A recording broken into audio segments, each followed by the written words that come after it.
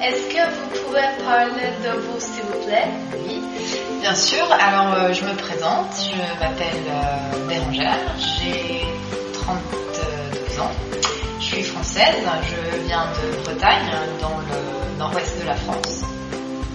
Je suis professeure de français langue étrangère, dans une école ici à Istanbul qui s'appelle MEF.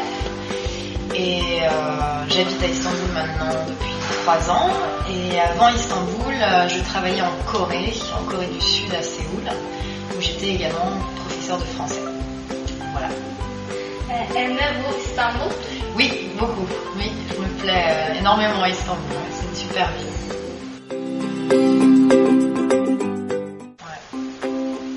Quelles sont les différences entre la culture turque et la culture française? Les différences. Qu'est-ce qu'il y a comme différence entre la culture française et la culture turque? Il y a beaucoup de choses. Pour moi, en tout cas, la chose la plus évidente, c'est que la société turque, elle est structurée de manière différente. Il y a plus de hiérarchie, je dirais, et puis il y a beaucoup de respect, en fait. Le respect de la hiérarchie, un espèce de respect des personnes plus âgées, un respect de l'ordre, un respect de l'autorité qu'on a moins en France. Et avec toujours l'obligation, enfin peut-être une pression sociale qu'il y a plus ici, qu'il y a peut-être moins en France. Voilà, je pense que c'est la grande différence.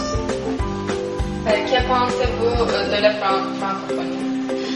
Alors, qu'est-ce que je pense de la francophonie? C'est vrai que c'est toujours étonnant de penser qu'il y a des gens qui parlent le français en dehors de la France, en Afrique, en Amérique du Nord, dans certains pays d'Océanie et tout ça, un peu partout. Mais je